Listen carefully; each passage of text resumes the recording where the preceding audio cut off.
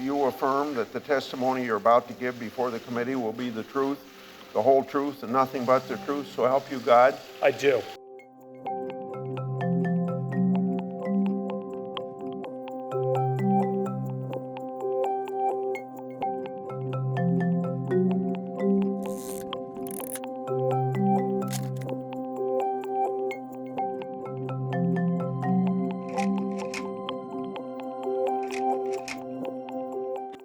I never attended a gathering like the one Dr. Ford describes in her allegation. She and I did not travel in the same social circles.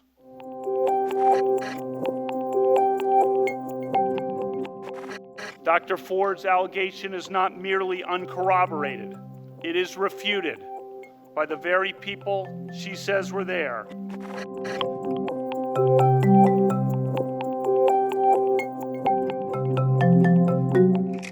You mentioned, I think, the Renate, I don't know how you pronounce that.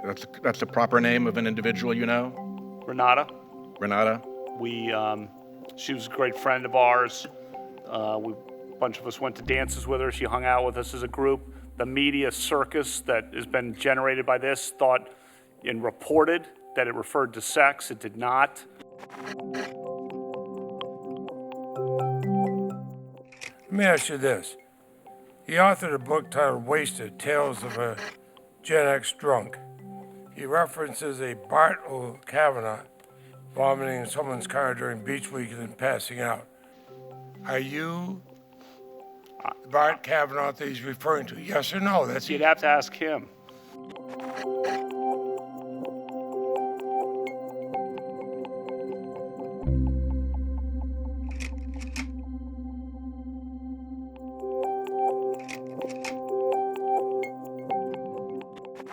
I got into Yale Law School.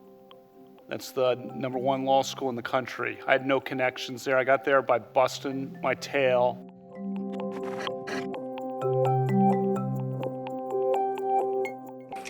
I drank beer with my friends. Almost everyone did. Sometimes I had too many beers. Sometimes others did. I liked beer. I still like beer. But I did not drink beer to the point of blacking out. Was there ever a time when you drank so much that you couldn't remember what happened or part of what happened the night before? No, I remember what happened. He was a big partier, often drank to excess. There were certainly many times when he could not remember what was going on. I never saw him stumbling drunk. I never knew him to forget anything.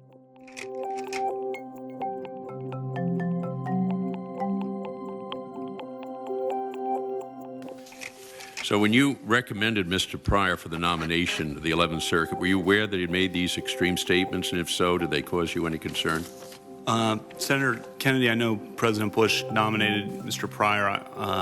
That was not, and Judge Gonzalez, of course, chairs the Judicial Selection Committee. That was not one of the people that was assigned to me. I'm familiar generally with Mr. Pryor, but that was not one that I worked on personally.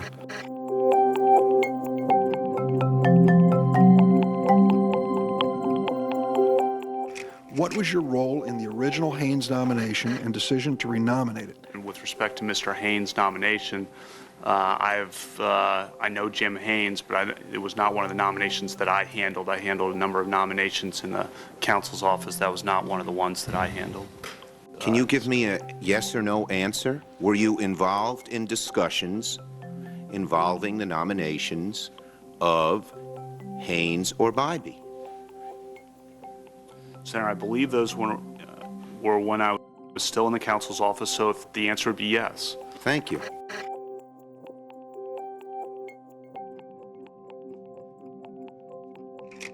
Sir, my first question is this. Did you know that Judge Pickering planned to solicit letters of support in this manner before he did so? And if not, when did you become aware that Judge Pickering had solicited these letters of support? The answer to the first question, Senator, is no. This was not one of the judicial nominees that I was primarily handling.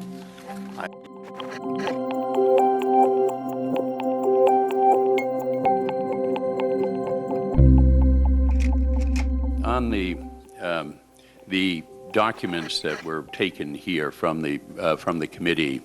I didn't know about the memos or see the memos that I think you're describing, so I think... Oh, you never saw any of those? No, Senator, that's correct. I don't know, I'm not aware of the memos. I never saw such memos that I think you're referring to. But in January 2003, let me go to something very specific. Mr. Miranda forwarded you a letter from me and other Judiciary Democrats to then Majority Leader Tom Daschle. You had the full text of my letter in your inbox before anything had been said about it publicly. Did you find it at all unusual to receive a draft letter from Democratic senators to each other before any mention of it was made public?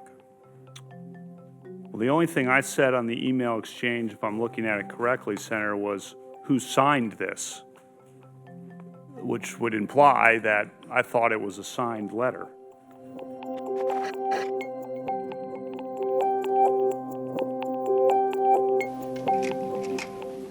Well, as staff secretary, you see virtually every piece of paper that goes to the president. Is that correct? On many issues, yes, Senator. Not everything. When you saw, did you see documents relating to the president's NSA warrantless wiretapping program? Senator, I learned of that program. There was a New York Times story, or the reports of that program, when there was a New York Times story that came over the wire, I think on a Thursday night in mid-December of last year. You had not seen anything, or had you heard anything about it prior to the New York Times article? No. Nothing at all? Nothing at all.